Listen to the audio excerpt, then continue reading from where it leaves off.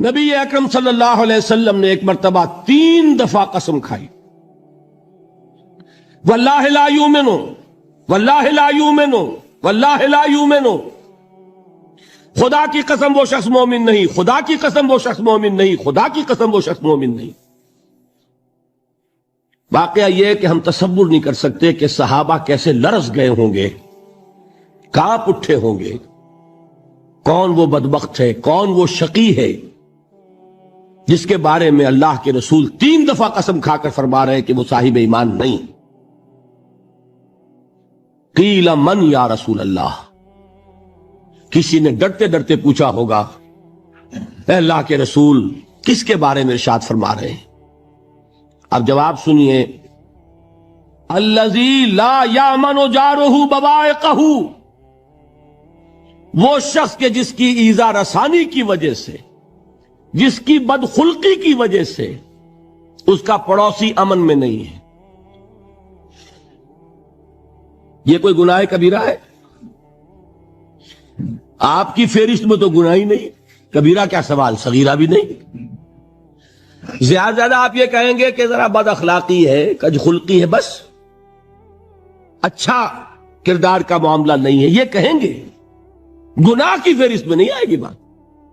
کبیرہ بہت بڑی شے ہے، لیکن اس پر اللہ کے رسول نے 3 دفعہ قسم کھائی، ایمان نہیں ہے، ہرگز نہیں ہے، خدا کی قسم نہیں۔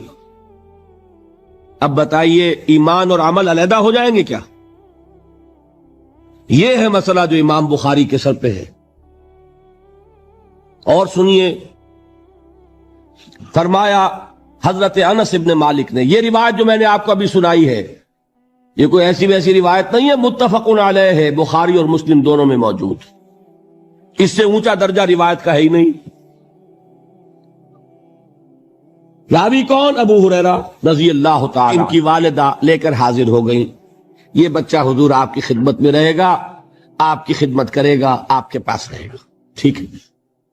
وہ حضور کے خادم خاص ہے، جیسے ذاتی کوئی ہوتا ہے معاملات میں مدد کرنے والا، خدمت کرنے والا، وہ ہے انس ابن مالک۔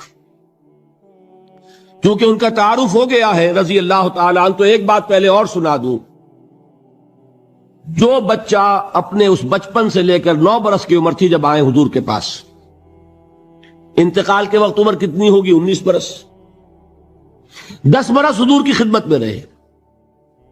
پہلے تو حضور کے اخلاق کی جو گواہی وہ دے رہا ہے وہ اس کی زبان سے سنیے کہ میں 10 برس حضور کی خدمت میں رہا، کسی بات پر ڈانٹنا تو کجا، حضور نے کبھی مجھ سے یہ بھی نہیں فرمایا کہ اے انس تم نے وہ کام کیوں نہیں کیا۔ یہ ہے ایک آقا کی حیثیت سے محمد الرسول اللہ صلی اللہ علیہ وسلم کا اخلاق۔ اگر نہیں کیا خود کر لیا، کوئی ڈانٹ ڈپٹ نہیں۔ حالانکہ بچے ہیں، بچوں کو ویسے بھی ڈانٹ ڈپٹ دیا جاتا ہے، لیکن نہیں۔ اب ان صحابی کی ایک گواہی سنیے، قلما خطبنا رسول اللہ صلی اللہ علیہ وسلم الا قال، فرماتے ہیں کہ شاذ ہی کبھی ایسا ہوا ہوگا کہ حضور نے کبھی خطبہ ارشاد فرمایا ہو اور اس میں یہ الفاظ نہ ہو۔ الفاظ سمجھ رہے؟ جب بھی خطبہ دیتے تھے آپ یہ الفاظ ضرور فرماتے تھے، شاذ کبھی رہ جائے تو رہ جائے، قلما خطبنا رسول اللہ صلی اللہ علیہ وسلم الا قال، کیا فرمایا؟ لا ایمان لمن لا امانت لہ ولا دین لمن لا عہد لہ، جس شخص میں امانت داری نہیں اس کا کوئی ایمان نہیں، جس میں ایفاء عہد نہیں اس کا کوئی دین نہیں۔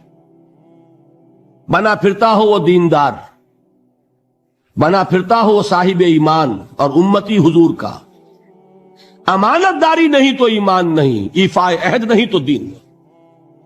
کس کا فرمان ہے؟ کسی آج کے زمانے کے مفتی کی بات نہ سمجھ لیجئے گا کہ جس کو آسانی سے آپ چاہیں تو رد کر دیں، یہ محمد الرسول اللہ صلی اللہ علیہ وسلم کا فرمان ہے۔ اور سنیے پھر ایک متفق علیہ روایت، بخاری اور مسلم کی، راوی پھر کون ہے؟ ابو ہریرہ رضی اللہ تعالیٰ عنہ۔ فرماتے حضور نے ارشاد فرمایا لا یزنی الزانی حین یزنی وہو مومن ولا یسرق السارق حین یسرق وہو مومن ولا یشرب الخمر حین یشرب وہو مومن. کوئی زانی حالت ایمان میں زنا نہیں کرتا. کیسے ممکن ہے؟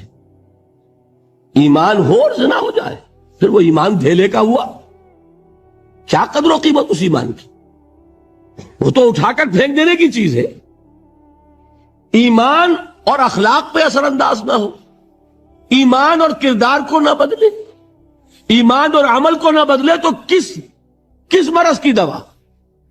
پھینکو اٹھا کر. نہیں ممکن کہ ایمان ہو اور زنا ہو، نہیں ممکن کہ ایمان ہو اور چوری ہو. لا یسرق السارق حین یسرق وہو مومن. کوئی چور حالت ایمان میں چوری نہیں کرتا، کوئی شرابی حالت ایمان میں شراب نہیں پیتا. ولا یشرب الخمر حین یشرب وہو مومن.